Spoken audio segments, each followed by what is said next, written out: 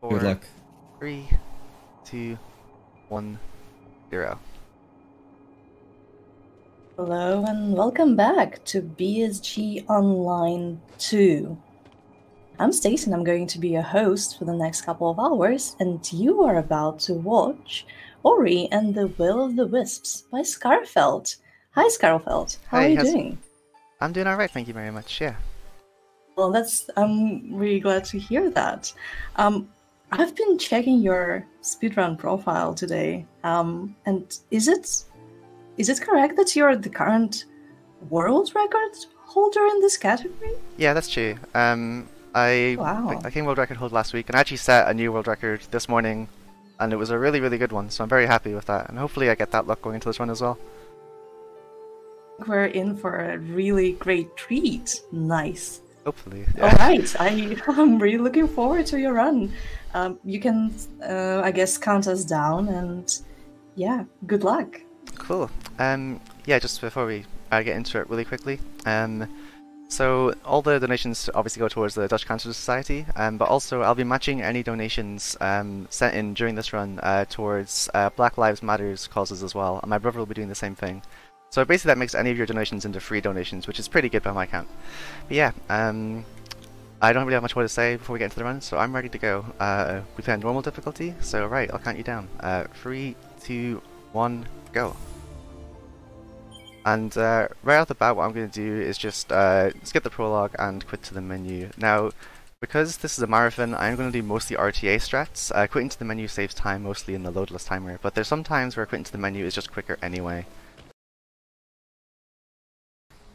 Yeah, this is Ori and the Will of the Wisps. It's a 2D Metroidvania platformer, which means that we're going to get more as we go along, which will give us more techniques and more movement options.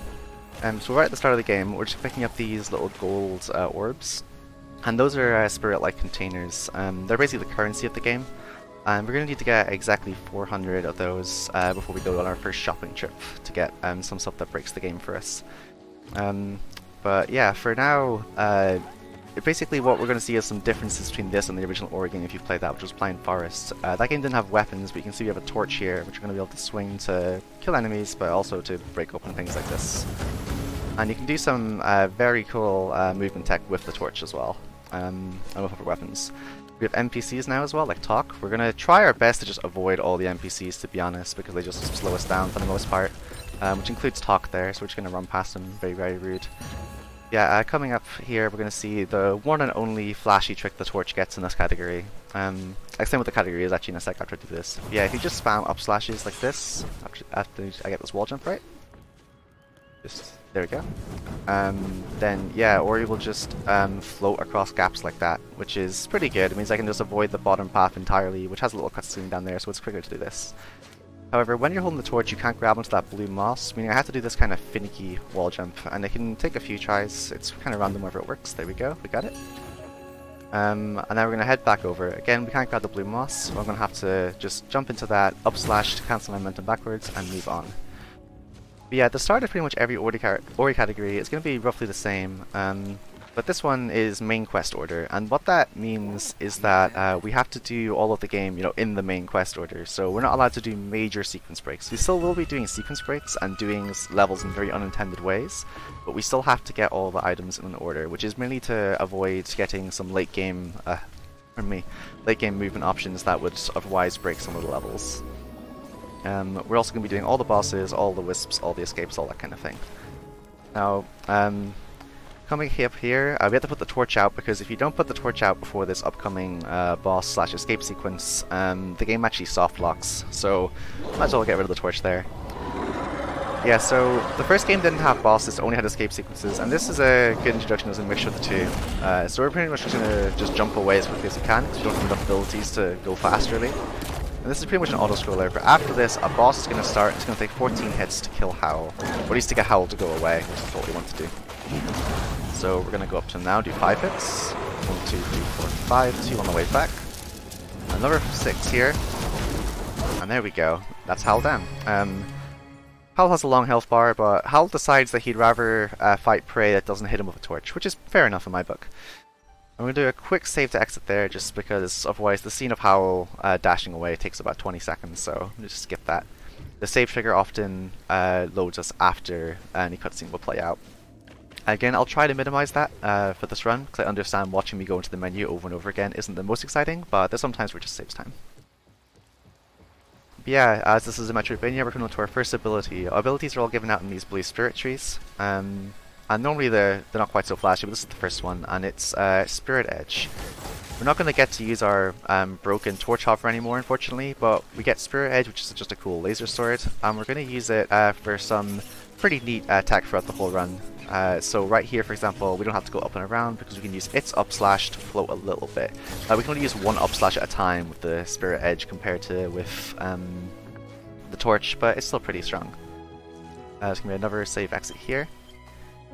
There's some really good NPCs and cutscenes in this game that we're going to be skipping a lot of, unfortunately, but some of them we can't skip, which is great because it means we all get to experience them together. Yeah, so what I'm going to be doing is just heading down towards the next ability and doing a few skips that I probably don't seem like a big deal, but you know, it can save a lot of time. And again, as we're going, we're just picking up some Spirit Light containers. So for example here, we're meant to go down below there, pull the rock over, but we can just use an up slash to get across here. Again, we can, instead of going up high, we can use an up slash here. And now we're going to use down slashes, which you see both uses of it right there, basically. The down slash the first time makes Ori speed up a little bit, and the down slash the second time lets me pogo back up. And yeah, so this is the second ability of the game, which is double jump. And unlike other double jumps in games, this one doesn't go very high, but it does go long, which lets us cross gaps just like that.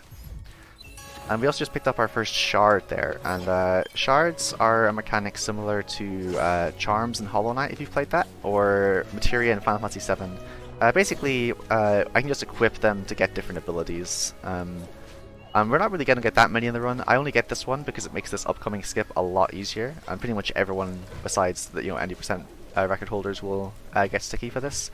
Upcoming is a huge reset point in the run, and I'm going to hopefully get it, after only a few tries. I got it pretty consistently in practice, but we'll see how it goes.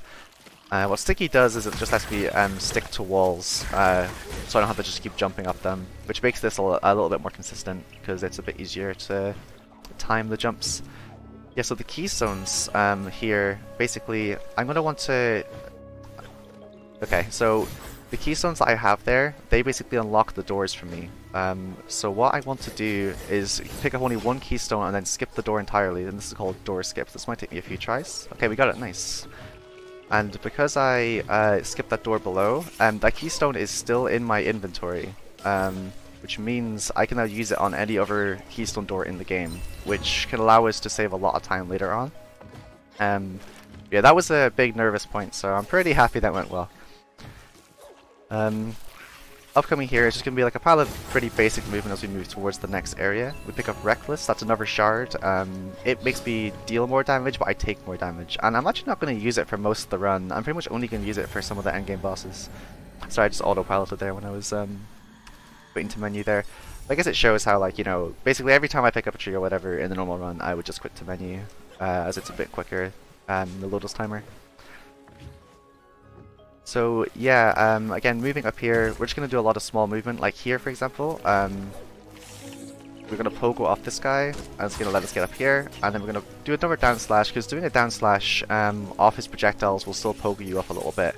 Here's another use of down slash. By doing it, you actually raise up a little bit, which gets me above that platform. That means I don't have to do another wall jump. It saves a tiny bit of time. And coming up here is going to be our first unskippable cutscene. It's very small though. We're going to meet our first monkey friend, or first friend I guess, who is Ofer, who is a weapons specialist. And he's the first person we need to buy things from. That is Shriek. She's going to be known as Bad Burb for the whole run. She's very bad burb, we don't like her. But we're not going to be seeing her for a while. Ofer is going to be selling us some stuff we need to really break the game, but unfortunately I don't have the money for it right now, so I need to go down here and get a little bit more. So picking up this, that's a large Spirit Light container. That gives me 100, so now I'm back up to I'm at 400 Spirit Light now, which gives me just enough to buy Sentry. If you've played this game, you can buy any of 5 weapons from Ofer, and you may be thinking, well, why does that really matter? Why do you break the game with a weapon? Because, I mean, okay, sure, you're going to beat things strongly, but, I mean, how does that break the game? And this is how it breaks the game. That wasn't even a high one. So sentry, like there we go. Yeah, so that's called a sentry jump. And if you do an up slash and a sentry on the exact same frame, Ori will just launch into the air extremely high. And every frame you're off from the exact same, you don't go quite as high, which is what happened there. So yeah, we're going to be using that pretty much for the entire run to do a lot of really broken things, and I think it's very cool because you know it lets us to speed up movement a little bit, but also it lets us skip cutscenes and do some other tricks that we wouldn't be able to do otherwise. Another thing with quitting to menu, I did it there because while it does save time, it also refills a little bit of energy and health, which I'll explain now. So you can see just to the bottom left, next to my HUD, there's a little blue crystal icon. And that's my energy, basically, those 3 circles. And energy you can think of basically as mana from any other game. Basically, whenever I use a sentry jump, or just a sentry at all, or this bow I just got, it's going to cost me a little bit. So using the sentry costs 1 whole orb, and using the bow costs a quarter. So you can see there it cost me 1. So I'm going to need to manage my energy throughout the run to make sure I have enough to do all the movement I want to do.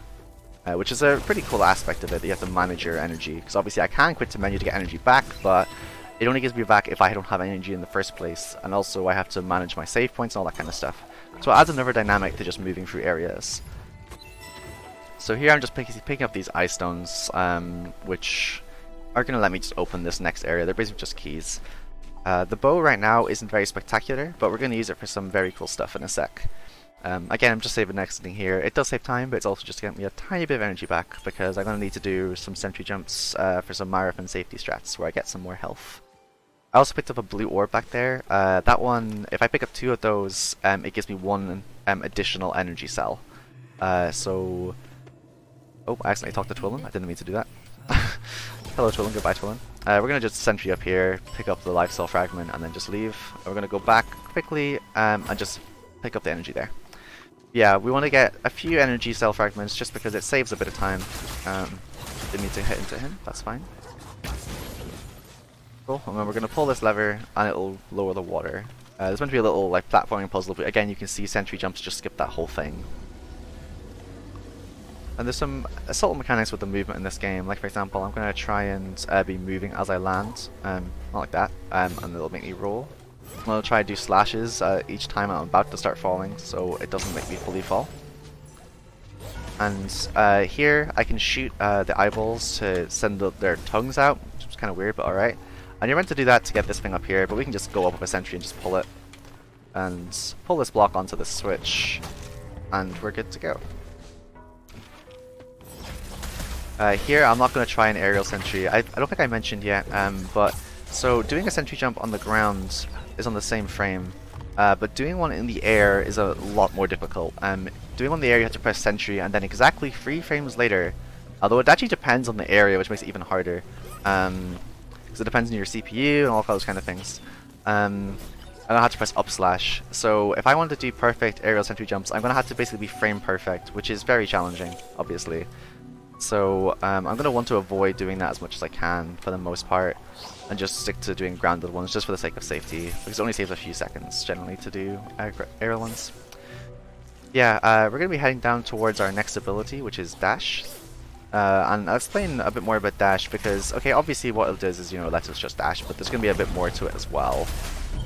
Again, save next thing just for the sake of getting some energy back, so I can do a sentry jump.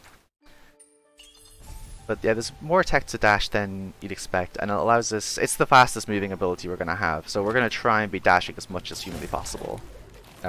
It's quicker than the other movement tech that was present in Ori 1 that got taken out for whatever reason. Yeah, so the first thing about dash is that you can interrupt it at any time with a slash or a jump, and doing so lets you just dash again. So I'm just going to head over here, pick up this giant sprite I think it's called. Yeah. That gives me 200. We want to get about 700 before we go shopping the next time. Yep, I got it. Okay, cool. We're gonna reach that. No. Oh, I made it. No. Okay, we're good. I'm just gonna head over here. Yeah. So with dash, I'm gonna basically be interrupting it to get more dashes like that, where I go basically do dash, jump, dash, so dash, jump, dash, like that. And I can chain a lot of those together, which you'll see more of later on. but there's a few moments where I'm going to basically be chaining it like that. It's going to be saving a bit of time as I go. I'm heading over here to pick up a shard again. This one's quick shot. For most of the run, in any combat, for literally every single combat encounter in the whole run, I'm just going to basically pull out the bow and just go absolutely, like, just maniac on that. So I'm going to basically be picking up things that make the bow a bit stronger. I'm going to go for an aerial there. I got it. Nice. And then I'm going to try and sentry into those free crystals so I can pick those up and have enough energy to shoot this door and head onwards. Yeah, so quick shot is a shard that just lets me basically fire the bow quicker. I'm going to pick up that and one more shard, and those are both going to save a lot of time in boss encounters. And coming up here actually is the first main boss of the game, because I don't think Hal really counts. More importantly though, it's the Moki. They're very good friends of mine. Please say hello to them. They're very cute, and they're telling me all about the fast travel point. We're going to be coming back here another 2 times, so it's a good thing they told me about that, because otherwise I wouldn't know. But yeah, upcoming here is the first boss. Just kidding, we're just going to go over the top of him, because technically we have to beat every boss, but he's not a quest, so we don't have to do it now. We might as well come back whenever we're stronger, because we have to go back here anyway. So because of that, it's going to make it a lot quicker to get to this upcoming section here, and this is the next ability, Bash. And actually, this is a weird one. This is one of the only 2 trees in the game that you can't save and quit to skip, and I don't know why. But yeah, Bash is a really cool ability from Ori 1, which does that. It lets you time freeze on certain objects like that. I'm not sure this is going to work. It did, cool. It lets you time freeze on certain objects like so, and launches you in one direction and the object in another direction. So you can do it on enemies, or game objects, or projectiles. Now you can be using that for some puzzles like there. I just launched the object into one of the, like a barrier there to open the barrier. I'm also going to very quickly just pick up this health cell up here, just for the sake of my safety. So that's 2 life cells, which means I've got 1 more health. Typically, spikes in this game do around 4 damage, so picking up that 1 extra health only takes about 15 seconds. I don't really do it actually personally like normal runs, but in Marathon I might as well, just to make it so spikes don't all one-shot me, you know. Yeah, we just picked up a Splinter there, which is one of the last shards we're going to be getting, and what Splinter does is it makes it so my bow doesn't go as far, but it'll shoot into multiple little fragments, which is going to do a lot more damage. This is another energy cell fragment. That doesn't quite increase our energy. We're going to have to pick up 1 more before that does. Got another aerial sentry there. And we're picking up Spirit Light still. We're going to, I said, we need 700 before we go shopping again, and we're nearly towards the shopping trip I want to go to. Upcoming here is going to be a cutscene we're going to skip, and pay attention to the right side of your screen. We're going to meet another friend of mine. His name is Kolok. He's very kind. I love him very much. If I skip this cutscene, pay attention. There he is. He's gone. He's a big mossy frog, and he's very kind. But yeah, we're just going to dash away from him because we're quite rude, and head on towards Wellspring Glades, which is essentially the hub area of the game. And this would typically be about, I'd say a few hours into the game by now, so it's kind of strange that the hub is introduced so late, but I think it's pretty neat anyway. Yeah, because we're meant to have fought the boss here, we still can't touch the ground at any point, because that will trigger the boss. So we want to head over like this. Here we go. And up here, we don't want to wait for him to spit out the thing for us to bash off, so we're just going to bash off him. And upcoming here is another cutscene skip. If we touch the ground for only a few frames each time, so there we go. The cutscene introducing us to Wellspring Glades doesn't trigger, so that's pretty handy. I'm just going to be running past every NPC. That's Grom. He's very lovely, but we're not going to talk to him at all in this. We're going to talk to Twillin in this whole place. And it's so we can buy some shards from him and upgrade some shards. So we just bought Overcharge, which is going to be the main thing we're going to use. And if you look at the bottom left, my energy count is, basically it's going to half how much all of my energy costs are at the cost of making everything do double damage to me. So that's obviously a bit risky, but also I could just die. That was an interesting way to die. Oops. Yeah, I feel good now. Okay, cool. But yeah, it's maybe so I can just sentry a bit more, which is worth the cost of the double damage. I'm also, because I haven't got a heal at all on my energy since I met Kolok, I'm gonna have to. I've been very careful of where I've been using my sentries in this area to make sure I end up with enough energy to get through. I have a whole energy to spare actually, so that was actually quite good. This is Wellspring, which is the first dungeon of the game. We have to open it real quick first, so we're just going to go down here, hit this little corruption over here.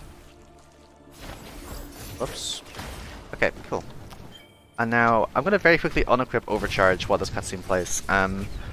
Because the poison water here, I'm going to have the damage tank through, is going to do 4 damage, which would kill me. I'm not sure if I even have more than that because of the... yeah, it would have killed me. So, see now it only does 2. And then, while I pick up this energy cell, I'm going to equip it again.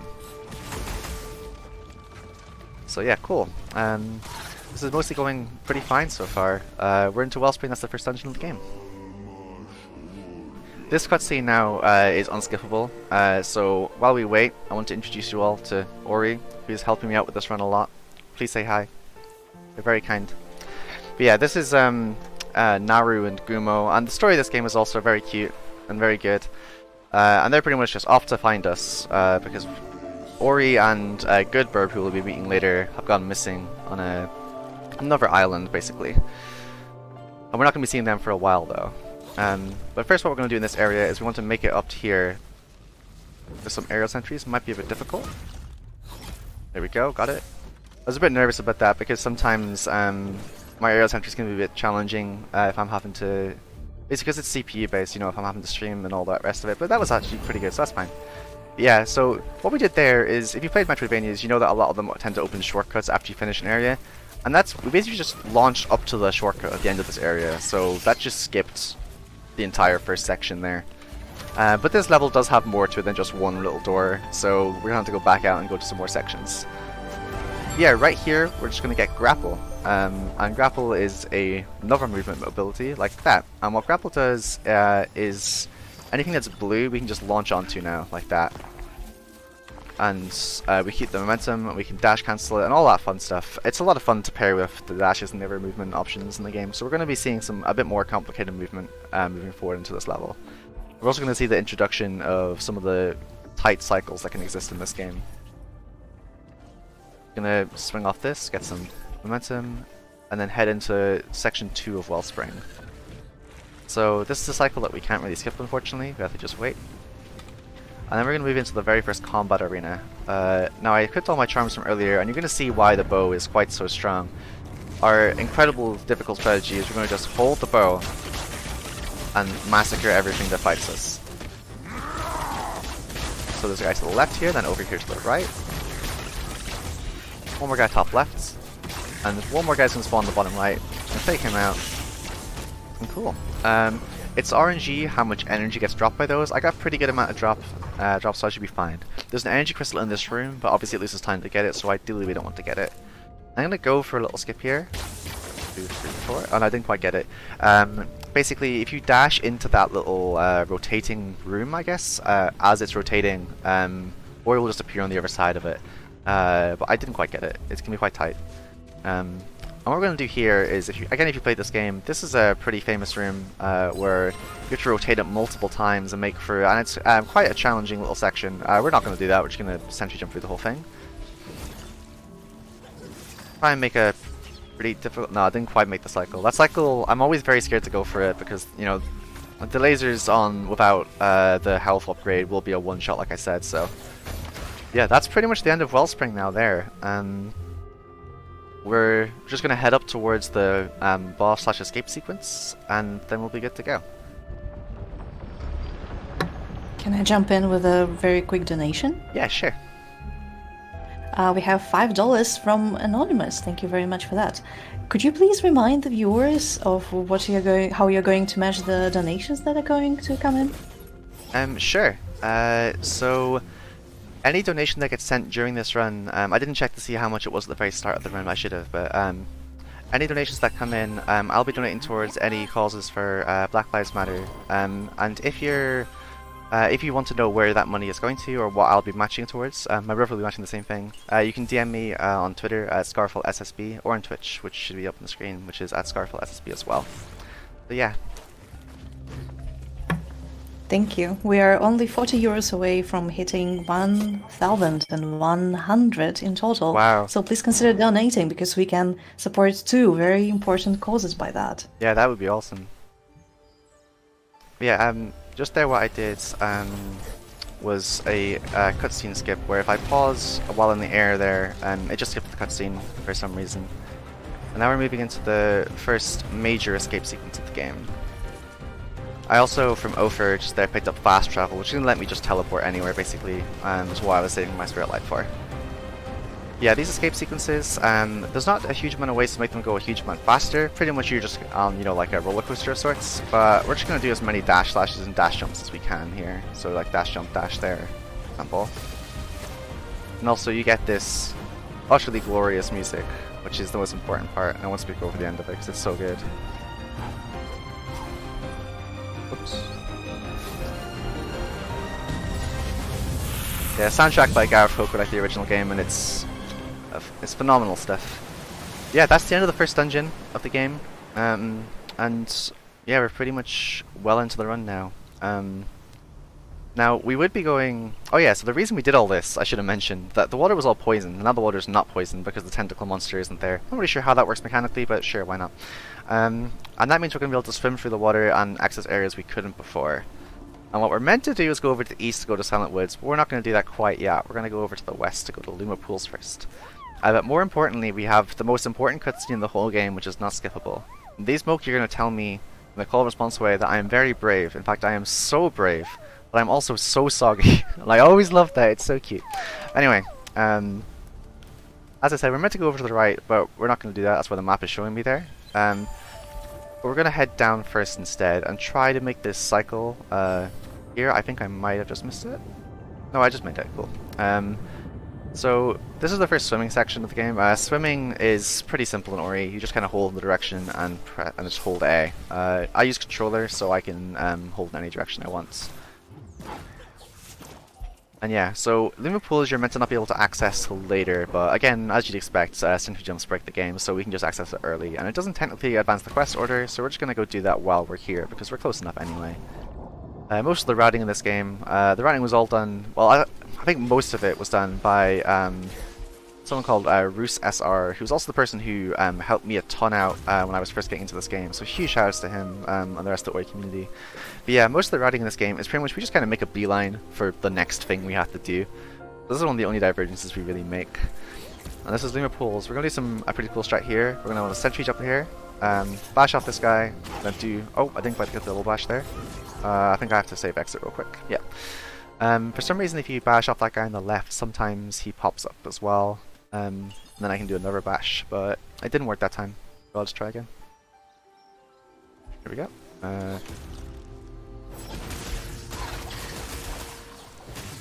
Like that, there we go. Now we're just going to pull this lever and head on into the rest of Luma Pools. And we're going to try and pick up energy as we go as well. Because we're going to need a lot of sentries in this area. Because again, we're coming here before we should be. Got some energy there. And we're going to do my favorite skip here, which is called Puzzle Skip. And it's not going to make any sense whatsoever, and don't worry, it doesn't to me either. So by dying on those particular set of plants, it completes this puzzle. So there's meant to be like a switch like around here, which frees up this puzzle. But for some reason, killing yourself does it too. And as far as I know, nobody knows why. It's even weirder because you have to use like have the left-hand side of the screen visible before you kill yourself in the plants for it to work. It's very strange. But yeah, as long as we clear the puzzle quickly, you don't have to go swimming. We can bash underwater so we can do those. There's a tiny bit of RNG coming up. Hopefully I get good RNG. Okay, I didn't. So basically this is a combat arena, and because Luma Pools in general is a very strange area, but basically this door on this combat arena sometimes doesn't spawn. There we go, it didn't spawn there. And that just saves like a minute and a half, and I have no idea why. I don't think anyone really knows why. And I'm pretty happy because normally that takes only one reset to clear, but in practice earlier it took me 7 resets to clear. And I'll tell you right now, it's very difficult to commentate 7 resets of the exact same thing happening over and over again, just going, well, this isn't supposed to happen, but it didn't, so that's cool. So yeah, we're just gonna bash these, and we're gonna get another very small glimpse of Quolok, who is Frog Friend. There he is to the right, but we don't want to talk to him because he loses us time. So we're gonna step over on the left and do some sentries, and there we go. We're gonna pick up some energy here really quickly, and if you remember from like a million years ago now, I had like 1 extra keystone. I'm gonna be using it here. I'm gonna pick up 3 keystones and it'll let me get into this keystone door anyway. So there we go. Even though I only picked up 3, I still have 1 from earlier, so I have 4. Now we're going to head in here and get the ability of Luma Pools, which is the Water Dash, which is going to make water mechanics a lot more fun. Pretty much I'm going to be able to dash in and out of water very quickly, and it makes movement a lot quicker, which is why we came here early. It only saves a little bit of time throughout the run actually, but it's still important. Oops. And we're actually going to still pick up the other keystone there, because we're going to need it for elsewhere, but it's much quicker to get that keystone after we already have Water Dash to speed it up, rather than having to do, you know, slow swimming over there. Yeah, that's pretty much Luma Pool's done. We're just going to do some... Whoops, nearly died. Thought it'd been bad. Do some quick Water Dashes over there, and then teleport all the way over back to here, where we unlocked the teleporter earlier. And you can see the teleporter over here as well. Just standing next to it will unlock the teleporter. So yeah. If you remember, we skipped this boss earlier, and while we're going past it, we might as well do it now. However, the game thinks we killed it, so it still spawns the enemies there, so we have to kill those first, because otherwise they can be a huge pain during the fight. Yeah, here's Hornbug, and he's not much of a fight, to be honest. We're just gonna basically just hit his glowing weak spot for massive damage over and over again with the bow. And the sentry, I don't think I even explained it, because it barely comes up. The sentry actually does shoot like bullets automatically as I'm going, and I'm going to use it very occasionally in this fight as I go underneath them, just because why not? It's a tiny bit more damage. There we go, that's the fight done. Quickly for us, Hornbug drops a pallet of energy whenever he's defeated as well, so it means that we don't have to bother resetting anymore to get some energy back. And now we're meant to have used that to get out, but obviously we're not going to do that. And we're going to head on towards Silent Woods, which is towards the end of Act 1 of the game. There's going to be like one last visible cutscene with Krolok here. Here he is. There he was. And then we're going to have another scene with the Moki. They're going to be very happy that we cleared up the water for them even. The waters are going to be... It's like rushing water and squeaky mill. No, that's a different one. Oh, it is rushing water, never mind. So yeah, Silent Woods, this part of the water was originally dirty, but we can just now swim through it pretty easily, and getting Water Dash, as you can see, speeds it up a little bit. I think it takes about 7 seconds. And then we're going to head into a much more decrepit looking area, which is the Silent Woods here. And we've met Bad Bird Shriek very briefly earlier, but here she is properly now, because we've been skipping all the cutscenes obviously, which have her normally. And the woods belong to her. And what we're going to do immediately off the bat is try to make this cycle with the bubbles, because the bubbles will pop every so often, and if they pop, we obviously can't use them to speed up, which is not good. So what I'm going to do is do an up slash here, and then delay myself in the air with those 5 slashes. Didn't quite make it, so I was going to lose a bit of time, but that's okay. With the spawn, and again, it's just sentry over here. 1, 2, 3, 4, 5. Made it, cool. Yeah, I thought I was going to die there, slightly, because I messed up the cycle slightly. That's okay. And this part can be quite unforgiving if you mess up the cycle. I think I'm just going to play it safe and just wait for this bubble to spawn again. Yeah, we're getting some more keystones here, and what we're going to do is just put the keystones in the door, and while it's unlocking, actually, we're going to go over and get this other keystone, and head back down, and on we go. And upcoming is a pretty big cutscene, honestly. So if you want, if there's anything you want to talk about, then feel free to. Oh yeah, I have lots of things to talk about. Awesome. We have received several donations. For example, we have $40 from Anonymous. Oh. And with these euros, excuse me, with these 40 euros, we have reached 1,100 in total. But after that, we got $5 from Ruse SR saying, "Good luck, Skarfelt." So glad to see main quest order being run for some great causes. Let's see a live 105. Maybe not, it's a bit difficult. And we also have $15 from Overtone saying, "Hi Skarfelt, hey. Good luck on the run, and make sure not to kill the frog. I don't want it to be hurt at any point. So soggy." Thank you very much, Eve, appreciate it. Thank you very much for all your donations. This is amazing. You're supporting really important causes. Thank you. Yeah, really appreciate everyone. Thank you very much. Yeah, so now we're going to play as Ku for a little bit, and Ku is a much simpler section because she has a lot less movement than Ori, but there's still going to be some little things, like for example, Ku has a little turnaround rate, so you have to turn around in advance sometimes. And this is the main thing we used door skip for earlier with the keystone. So we're only going to pick up 3 keystones here, because picking up the 4th one is first of all time consuming and also triggers a cutscene. Now unfortunately there is one intentional death in the run and it is right there to skip the keystone, so we have to watch Ku die every run, which is very very sad, but frames are important, man. But anyway, yeah, so that saved a lot of time with door skip there.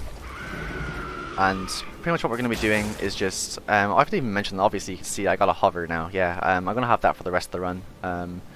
I can use it to rise updrafts, and also I can use it just as a way to space myself for movement. Ideally I don't want to hover as much as I can, obviously because it slows down my falls, but sometimes you need to, like here for example. We can just keep holding left, and as long as we hover at the right time, we're good to go.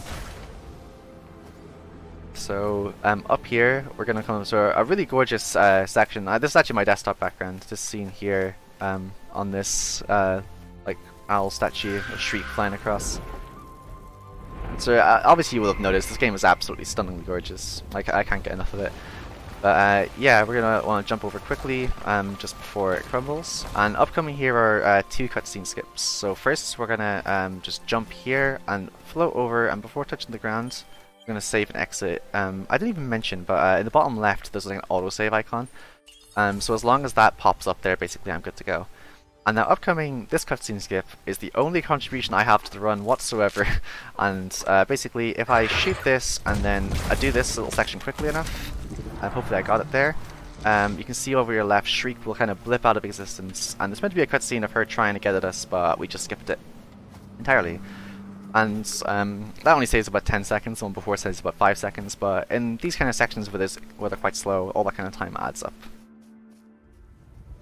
Oh, whoops, I've got to skip the cutscene just so brain farted.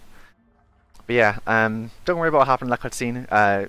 Good burb Ku friend is totally fine. Nothing went wrong whatsoever. Don't worry about Ori lying down in this chasm as well. But yeah, this section is also a little bit dead, so if you have anything to say again, feel free to. Oh yes, we've just got $60 from Connor saying match this, Jonty. I will do. No worries. Thank you so much. Yeah, we appreciate so much. That's really generous. I would like to just quickly give a shout out to ESA for supporting our event and for allowing us to stream on their channel. Make sure to check their website, esamarathon.com, for all the information about the upcoming events. For example, a very special Break the Record live event is going to happen in July.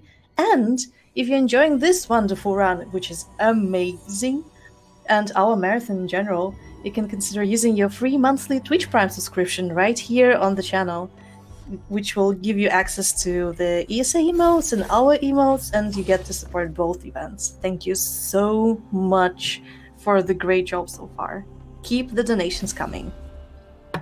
Yeah, thank you very much. I'm really overwhelmed by that generosity, wow, thank you. Yeah, we're now heading on towards Thor's Reach. Nothing went wrong on those cutscenes, so it's all fine. But basically what's happening now is we have to collect all of the wisps from the title. We already have one, which is this one here, the Voice of the Forest. They're pretty much just going to speak to us every so often. And what we're going to have to do is just go to each of these areas to pick up the rest of them. And we can do them in any order we want. Each time you pick up a wisp though, it gives you 1 health and 1 energy. So we want to ideally pick up the one here, because there's no boss fight at the end of this one, it's an escape sequence, so we might as well pick up these ones before we go to the bosses. And since I submitted, actually, a pretty major skip was discovered in this area, where originally, if you played the game, you're meant to go up here and get an ability called a Light Burst. Pardon me. Which is basically like a grenade which has fire, and it's very important for this whole area. However, someone found a way, I've totally forgotten your name, I'm really sorry.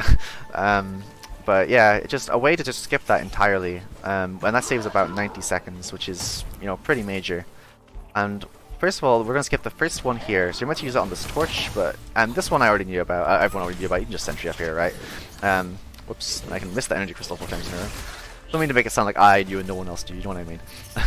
Anyway, the second one is a lot cooler. So the sentries, it turns out, I don't think that was it, you know. Whoops. Let's see if it works. It did, cool. The sentry, as it explodes at the end, also has a little fire effect, and that will break that as well. So we don't actually need to get light burst at all, as long as we use sentries in the right place. Didn't actually mean to get that spirit of light. We're not going shopping anymore at all. Yeah, so I'm going to do it one last time up here. That was a bit slow, but that's fine. I don't have the privilege of being able to check to see if that worked, so I just hope it worked. It did, thank God. Because that can be very time consuming to go back up if it doesn't work. Yeah, that's all of Boar's Reach now. That's like a pretty long area, and it's just entirely skipped, which is super impressive. But yeah, here is going to be a combat area. Just again, same tactics as before, just bow, but this one's a bit cooler. We're going to want to bash this guy into the spike, shoot up here with 3 bows, and then that will trigger this guy to come charge into the wall, and then we can shoot him for free. Here we have to wait for him to shout, then bash through him, shoot the bow. Now it's slightly quicker to double jump over him.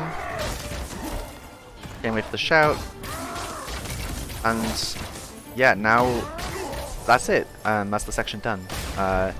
Again, it's RNG how many energy drops you get. I didn't get great RNG. I didn't know where I was going to spawn there. So I'm going to have to get some more energy at the top. That's okay. It only takes like a few seconds. Now, one thing that the feather can do with these updrafts is every time you use the feather, it actually refreshes your dash. So I can do feather dash, feather dash, feather dash. And that's not going to come up too often, but it's going to come up in this upcoming escape sequence quite a bit. This escape sequence is also the only one in the game where we don't skip the main melody coming in by going too fast for the naked eye. So that's really neat because the music in this game, as I said, is just phenomenal.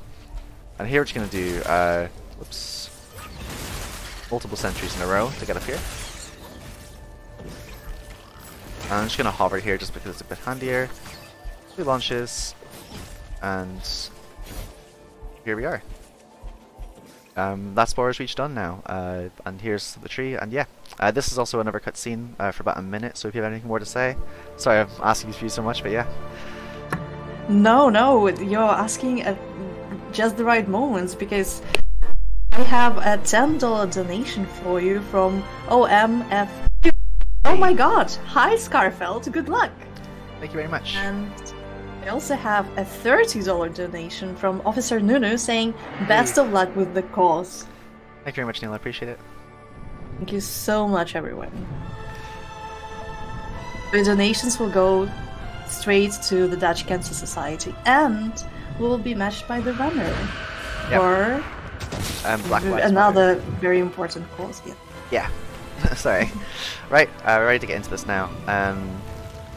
So, again, we're just going to start off with a lot of dash slashes in this little section here. And again, you're going to see the feather dash here, there. Here we go. I'm going to pretty much just do as many dash slashes as I can just to save a little bit of time on each section here. So in here, just do one more grapple, and then here's going to be the multiple feather dashes in a row. So 1, 2, 3, and then we're going to get feathered there, and then use a dash under here. Neat. Something like that, sometimes that guy just doesn't spawn, and no one really seems to know why. Yeah, that's the end of the first escape sequence. I'm looking at my other monitor now real quick just to get a visual cue on something. Okay, so basically that cutscene has no visual cue on the screen, but because the timer freezes during loads, and because it has to load the cutscene, I pretty much just watch to see whenever my timer starts again, and then I skip the cutscene there. Yeah, now we nearly finished doing the pools, but we didn't quite finish it before. But it's now technically allowed because we've started the Wisps quest. So yeah, that's the last time we see the Mokies as well, which is a huge shame. But yeah, this Quolok who we've only seen like glimpses of for the whole run. So we're meant to have been, pretty good friends with this guy. He's meant to be, looked after the forest, and he just found one of the Wisps all on his own. That's pretty good. But obviously, the end of every level in Ori games never really goes very well. I guess that's true for every game, but yeah. And something is wrong with Quolok, as the Mokies say. Now, if you were paying attention earlier at the watermill escape sequence, the tentacle monster didn't actually die. It just fell into the water and just went away. And it turns out it's been here the whole time, which is no good. So, again, this section's going to be another escape sequence. We're just going to have to start with a lot of dash slashes in a row. And we're going to bash straight up here so we can wait for it to destroy the wall and then go on. 4 dash slashes. he will automatically catch up to us, like Mario Kart AI. So we're just gonna go pretty much just like as quickly as we possibly can, doesn't really matter. We can go under there as long as we do the dashes in the right way. And now this is Regenerate, which I picked up a lot earlier. I don't think I even explained it. It's just a little heal that I can use in those little sections when I can't really hit him. So I can't hit him until he stops screaming. There we go. Now for this fight, I want to try and load as much bow into him as possible, and after his second attack, pick up some crystals. So I didn't pick them up. Oops. Reflect that. And he's going to go into a phase here where he's going to just be stunned like that, and I'm just going to wail on him as much as I possibly can during that section. So there we go. And now there's going to be like a few subtle mechanics of how I enter the water here, just so I can dash out quicker, like that. Oops. I want to have the least amount of momentum as I possibly can. There we go, okay. I wasn't sure if it actually died, and it would be bad if I saved an exit and didn't. Yeah, that's just another one of the save exits real quick, just because it skips like a cutscene there. Yeah, we're just going to head out, try and get a few aerial sentries. It doesn't matter a huge amount if I can't get them. Oh no. There we go. Oh god. We're good. Okay. And there we go. That's the end of the Kolak fight. This cutscene's also kind of long, so I kind of want to ask you to say something, but also it's really pretty and sad, so... yeah, you can talk if you want. Well, you can talk, yeah, just... Alright. Sorry. No. I'll talk a little bit more about our charity of choice for this event. So, as I said previously, we're raising money for the Dutch Cancer Society, which is a nationwide organization committed to fight cancer, while aiming for more cure and a higher quality of life of those already disease. And what they say is that we're determined to beat cancer as soon as possible. That's why we fund and guide scientific research, influence policy, and share our knowledge about cancer, its treatment. We encourage our stakeholders and the public to do everything possible to help bring about the day when no one else has to die of cancer, and we're getting there together. So you're supporting a very important cause with all your donations. You're doing an amazing job, and we're very, very grateful for everything you do, for staying with us and watching us and donating towards our charity. Thank you very much, and keep up the good work. We are on our way to get to 1,300 euros, actually. That would be really nice. Yeah, that would be amazing. Yeah, let's do that. It's a really good cause, and thank you so much to everyone who has donated so far for any of the games. I really, really appreciate it. Yeah, so moving on to the next Wisp. Don't worry, Kolak's just sleeping like a lot of the characters in this game. And we're going to be heading towards Moldwood Depths, which is the last time we're going to be heading past this section. If you remember earlier on, while picking up Splinter, I actually opened a door down to here. I'm going to be using it now to pick up the last Wisp. And Moldwood Depths is my favourite level to play through in the speedrun. It's a ton of fun. You do it in a completely unintended way, with a lot of really cool fast movement. So hopefully I'm going to be able to get it all, because it can be quite difficult to do all at first. So the first section is just quite simple. I'm just gonna oh, I got a frame drop, which messed things up there, but that's fine. I'm just gonna basically just move through this section as normal, do a few dash slashes here. Voice of the Forest is gonna speak to me real quick. But then we're gonna get to the main mechanic of this area. It's dark, basically. And you're gonna see here that the darkness starts to close in on Ori. And if that closes in fully, we die, which is not good. But the bow refreshes the light, so I'm going to be using the bow as much as I can, while also being careful to not use it too much, because obviously that slows us down. So there's this kind of constant dynamic of using the bow or against not using the bow. So if you played the game, I just skipped a section there. I'm not meant to go over there already, but I did. You're meant to do a whole thing of activating the light. Doesn't matter. Here we're going to pick up 2 keystones that we're then not going to use. Oh, yeah, that's what happens if the darkness closes in you. It's pretty scary. So yeah, pick up the keystones. They only give a little bit of light. And we're not going to use those, because we're going to just skip straight over here. And we're going to do... This can be quite challenging, this little last section here. So I'm going to do 1 sentry there, bash that away. 1 sentry there, dash over here. 1 more sentry to get up here. And then one last sentry, and there we go. That's all the Moldwood Depths in about a minute. That's meant to be like a major section, you know, it takes, you know, like a good amount of time to explore the whole thing, but yeah, it's just all done, which is really crazy to me, but it's a lot of fun to just move through it quite smoothly. But yeah, upcoming is going to be the second major boss of the run. Well, I guess one bug counts, but yeah. And, you know, it's a spider cave, so what better to be in a spider cave than a giant spider. So, arachnophobes, look away. It's not a very fun or pleasant design. This fight's also going to be a lot harder than Quolock, so I'll explain what I'm doing as I'm going. It has multiple phases as well. So at the start, we want to just stay on its left and just shoot with bows. So 1, 2, 3, 4, and then stay on the right. We're going to just it didn't go for the attack. I thought it was going to. That's strange. Yeah, just going to dash out of the way here real quick. And after I do enough damage, it'll break through the wall like so, which opens up the arena a bit and also changes its attack pattern a tiny bit here. This is still fine. That's the same attack I used before. Okay, it summoned its minions, but didn't quite get the time to pull off the attack, which is good because that attack is a massive pain to deal with, to the point where if it does it in phase 1, I just deliberately die. Yeah, this is now the escape sequence. We're just going to very quickly move away. And I'm going to also regen. Oh, I can't regenerate because I don't have enough health for it.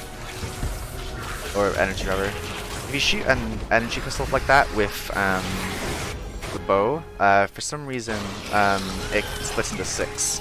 I don't really know why. Oh, we're good, okay. Yeah, so what we're going to do now is I equip Reckless, which does a bit more damage, and the reason for that is that this energy crystal just spawns infinitely, so I might as well just equip the thing that does more damage. I was trying to avoid that. Staying on its right hand side means it typically doesn't do the walking over to the right move, but yeah. And now this is where the fight gets a lot more challenging. It's now going to make it dark, which obviously means that I have to keep shooting the bow a lot more regularly. It's nearly dead though, and there we go. Skip the cutscene, and we're off to Windswept Wastes. Yeah, that was all in multiple depths and more.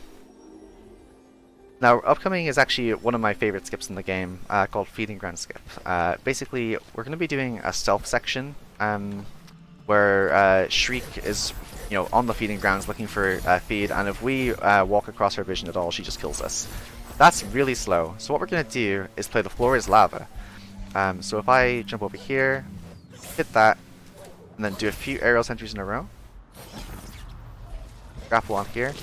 As long as I don't touch the ground, the feeding grounds cutscene will never be triggered. I'm going to very quickly equip Overcharge again, because this isn't working super well. There we go. So just feather all the way over here, don't quite touch the ground at any point. Touching the wall is fine, but not the ground. And then over those feathers, and there we go, that skips the whole thing. It's a really cool trick, it looks really flashy whenever it goes fully right. So yeah, this is Windswept Wastes, which is another... it's actually probably the longest area of the main ones, because we can't use Sentry to break it quite as much. It is going to be obviously quicker than it should be, because of Sentry stuff, but for the most part it's more horizontal than vertical, because of the way that its mechanic burrow works, which we're going to be seeing very soon. Take a tiny bit of intentional damage there. And you get 2 dashes off the grapple things there for some reason, but that's very handy for us. And yeah, here we go to get Burrow. And now other categories actually get this a lot sooner, which is probably the main difference between this and other categories, because this allows you to get into the final area, and because we skipped the feeding ground skip, we can get in there early, but we're not going to be doing that. We're just going to be completing the area as normal. So what Burrow does is I can go through the sand like you see down there, but I can also do some cool stuff like blasting through it like this, and I can also blast through the orbs like that too. So it just speeds up my movement a lot. And then while I'm in the sand, I also get some dashes like that. Oops. So up here, we're going to be using the keystones that we got in multiple depths, because you're meant to get some keystones here, but we don't want to use those. So we're just going to head up here, put the keystones in, and we're good to go. That's the end of the first section of Windswept Wastes, and you can tell by the music change here. So we can't bash while in sand like we could with the water, so we have to lead this guy over to this destructible wall there. And same with this guy. We can bash him once we're out of the sand, so we lead him out, then bash him into that. Now, normally I wouldn't save exit here, but doing a save exit actually just resets the cycle really quickly. So that means I can just about make a fast cycle. So let's see if I can do it real quick. So in here, I just thought I didn't quite get it at all actually. Oh well. Alright, I'll just wait out the cycle then, because I'm not really sure what it's going to be now. There we go. And I'm going to unequip Overcharge quickly as well, because I want to take some intentional damage here. Just dashing through that laser is quicker than playing the merry-go-round with it. And, oh, I didn't mean to pick up that up, that's fine. And this is about to be a little puzzle at the end, but it doesn't matter. Again, we have Sentry, and we're through to the end of Windswept Wastes. We're going to do a quick, very quick save and quit, just because it saves time rather than going through the cutscene. And then as we enter the door, we immediately get another cutscene, but we can skip that one. It seems very random what cutscenes can and can't be skipped in the menu in this game. Whoops. So here, what I'm going to do is I'm going to do a very high sentry. You can see at the top of your screen, that's the out of bounds part. That makes that cutscene not trigger by going over it. And there's a mechanic that I've been using a bit that I totally forgot to mention, speed on tech, called bash gliding. So whenever you bash in this game, you get a burst of momentum and then it goes away. But by letting go of the analog stick as soon as we do the bash, we keep all that momentum as long as I don't touch the analog stick again. It's called the bash glide, and I'm going to be using it to move into these cutscenes just a bit quicker. So here, for example, I'm just going to let go of it, hold the feather, and you can see it keeps all that momentum. Typically we don't use it that much in this run because dashing is quicker, but whenever it's used it looks quite cool. So these ones are all just, this is pretty much telling us the lore of the world and what's going on. And the answer to that is honestly not a huge amount, but it's because we don't really know what's going on, like in the run, because I've skipped all the cutscenes. I won't bother explaining all, but it's good. I like this game a lot. I recommend you play it. But anyway, what we're going to do is just destroy this little corruption and head down towards the Ruins Escape, which is the last major escape sequence of the run and also the longest one. So dying in a ruin, sorry, dying in any escape, I should have mentioned, puts you right back to the very start of it. So you know, that's quite costly. You know, a death in here can cost upwards of 40-50 seconds, which can definitely ruin a run. So hopefully it's going to go well. Now, if you played the first game, you might remember that there was a little orb of light that followed you around called Sane, or Sign, which how you pronounce it. And in this game, they've replaced it with this little guy. He's going to merge soon. Probably started speaking too soon because it's going to take a little bit longer than I thought it was going to. Yeah, there we go. He merges into this like little golden ball. And he's not going to be anywhere near as useful. He's not going to be able to shoot laser beams or anything like that. But he is going to do some story purposes. I think you don't actually need him to do anything mechanically, but yeah, he's going to do some things that look very helpful, so at least he's got that going for him.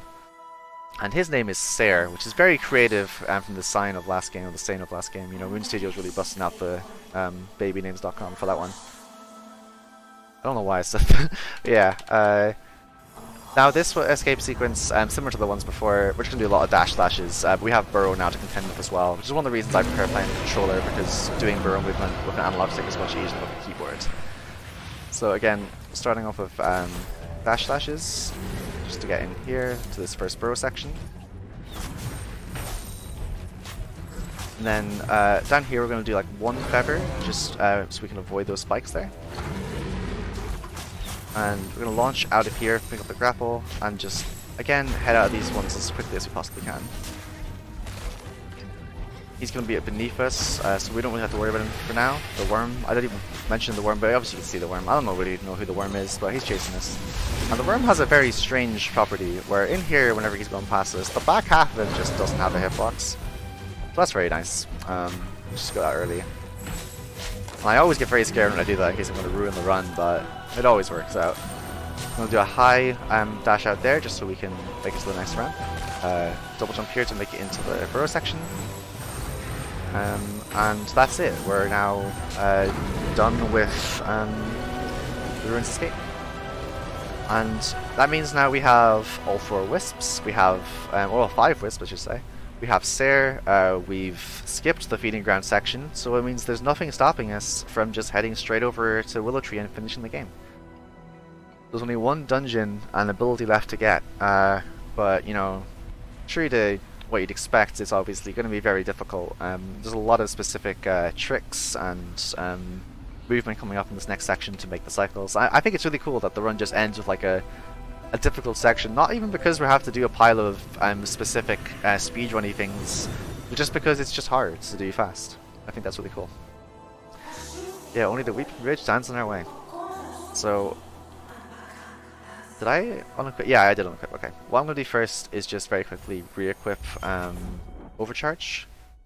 And then I'm going to teleport down to this teleport that we went past earlier that was next to Feeding Grounds.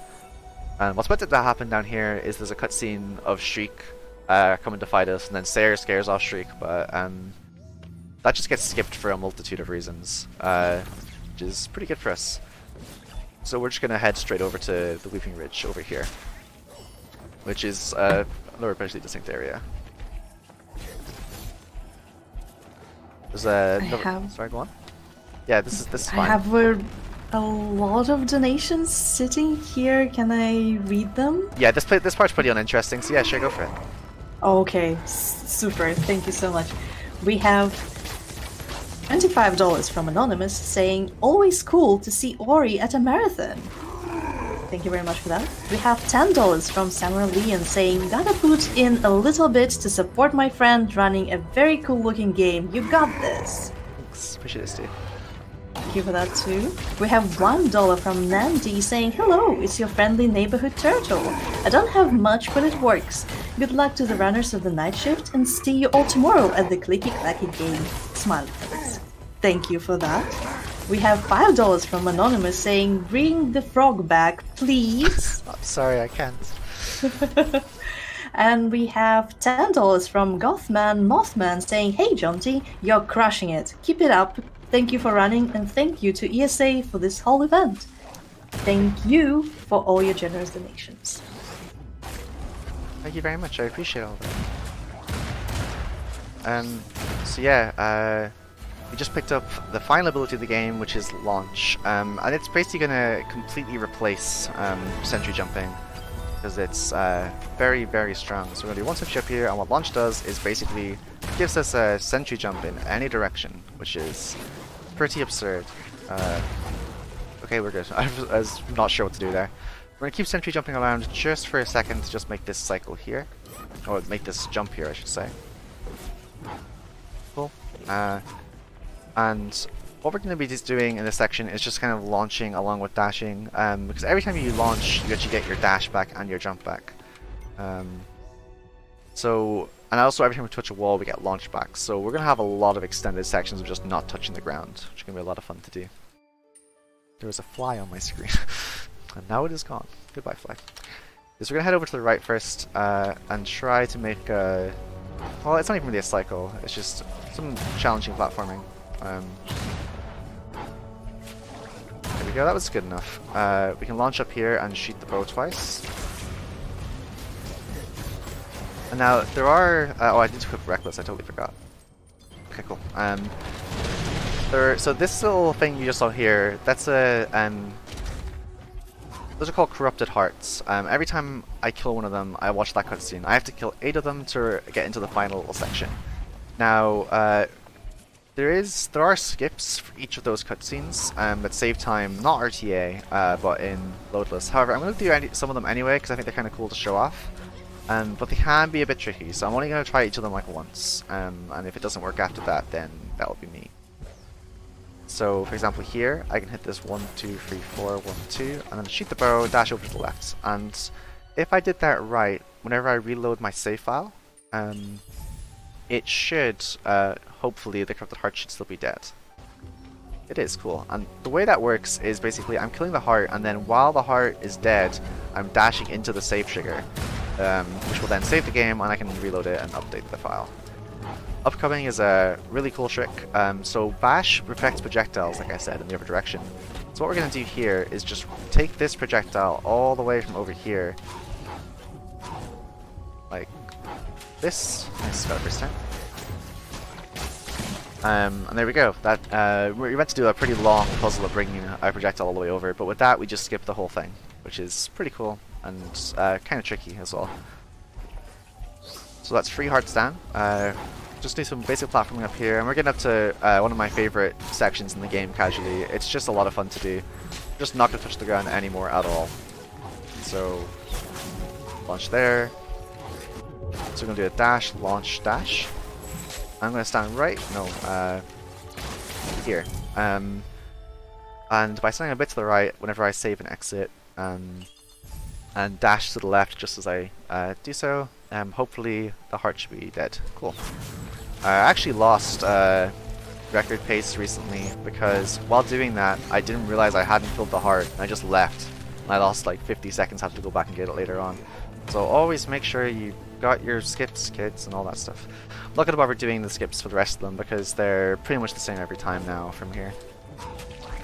Didn't quite make this cycle, but there's a kind of interesting thing coming up. For some reason this laser just doesn't have collision at the bottom of it, which is kind of strange. And aside from that, we're just going to launch in here and deal with the heart as normal. So that's 5 hearts down, we have 3 more to go. One of them is mixed with the last one, so we're getting pretty close actually to the getting through this ominous looking oozing door, whatever it is. Dip to the right and to the left.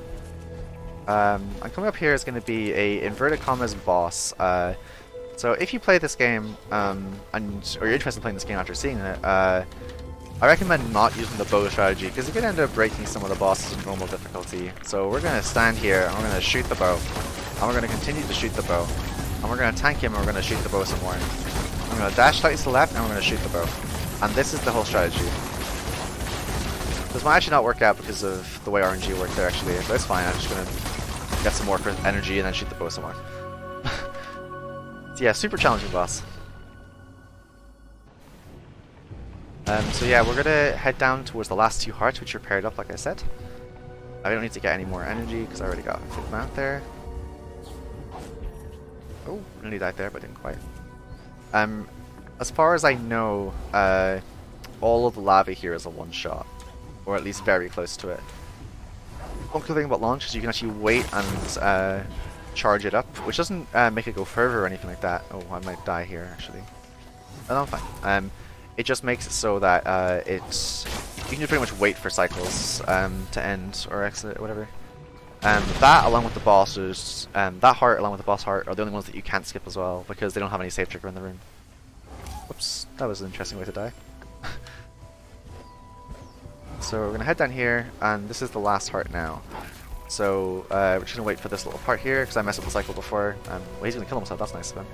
I'm gonna have to wait a little bit. We're gonna launch in here. And now, ideally, I'm not sure if this cycle will still work, but ideally what's going to happen is we're going to launch out, we can immediately make the next cycle. Could work, cool. I'm not really sure what's happening now. Okay, we didn't make the next cycle because of that, that's fine. And what we can do is similar to the launch, to the feather dashes, we can do feather launch. So feather launch, feather launch, feather launch. And 1, 2, 3, 4, there we go, that's the last heart down. So now all we have to do is head back to this door, and then we can go fight Bad Bird at long last. My mortal enemy.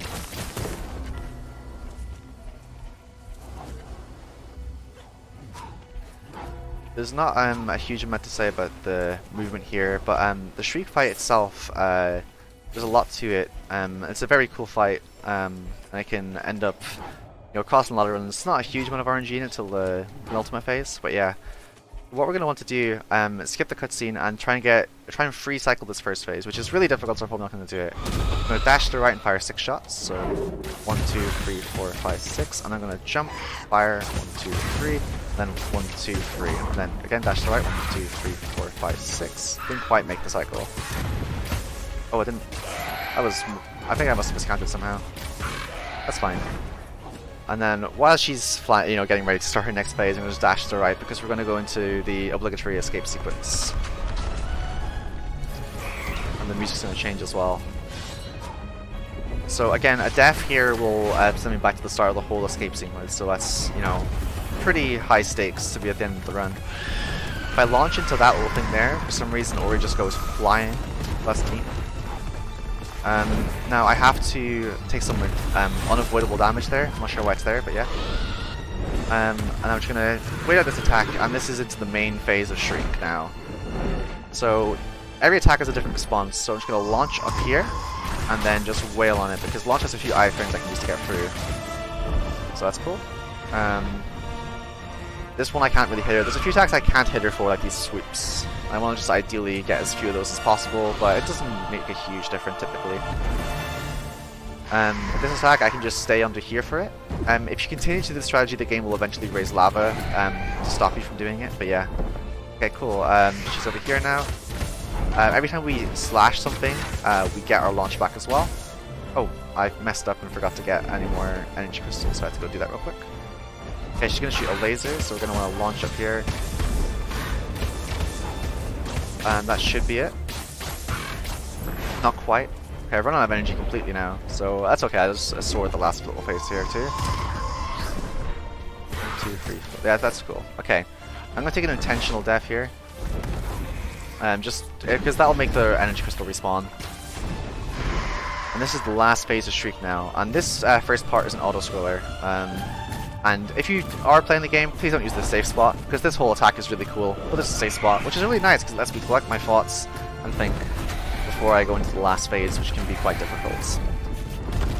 So what she's going to do, she's going to swoop down. I'm going to dash to avoid it. She's going to swoop down from the right. We're going to hover to avoid it. And we're going to bash up to avoid this one. And bash to avoid this one, didn't matter. And we're going to attack to get our launch back. There. It's kind of a mess. We're probably going to have to do another cycle. Yep. She's going to do 2 more swoops.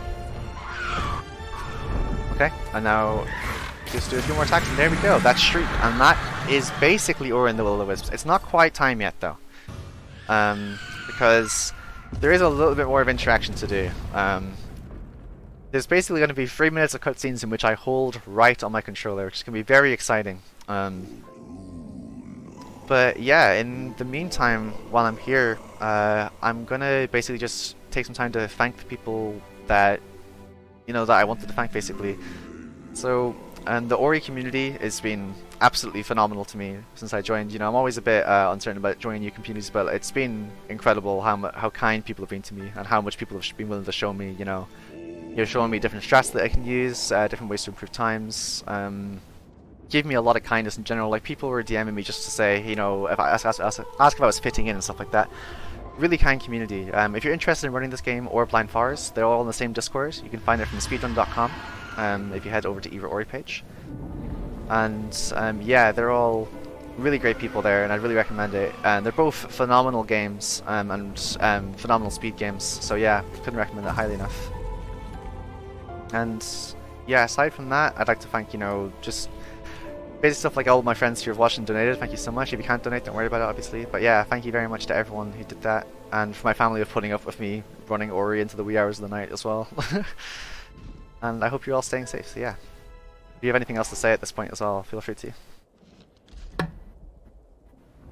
Well, I have to say, I can only agree with what you said about having an amazing community, because I have another huge backlog of donations to read awesome. To you. We have $20 by Alda saying, "Never seen a 105 and never will."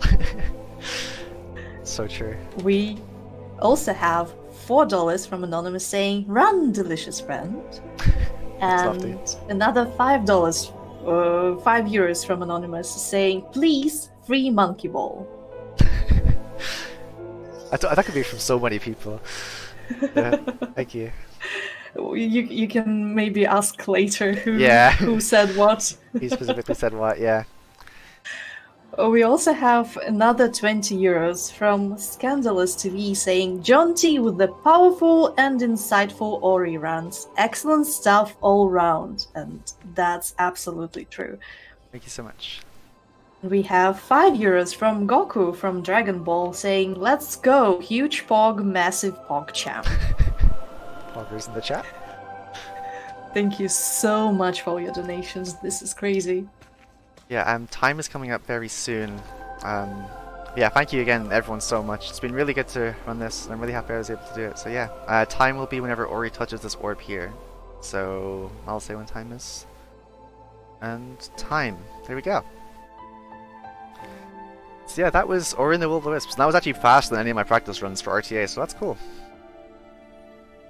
Yeah, I've already thanked everyone I could ever need to thank, so yeah, that's basically all I really have to say. Again, thank you everyone so much. Thank you. That was an insane run. Amazing. Just amazing to see such fantastic skill. And yeah, very insightful, very informative. Such a beautiful game, and thank you so much for submitting your run. That was such a joy to watch it. Thank you so much. Really appreciate you supporting that as well. Thanks, and everyone else. Thank you. Alright. Next run.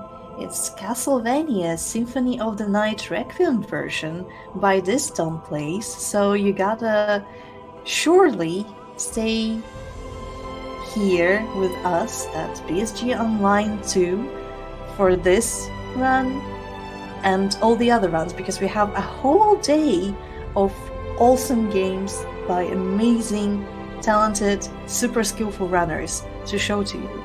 So make sure to stay tuned, make sure to keep donating. We are over 1,300 euros raised in total for the Dutch Cancer Society. All the donations that you made during this run will be matched by the runner and their brother. Yep. So thank you very much. That's an amazing idea to support two very important causes. Thank you. Thank you for offering that. And yeah, we're going to go to a brief intermission. You're going to watch some ads.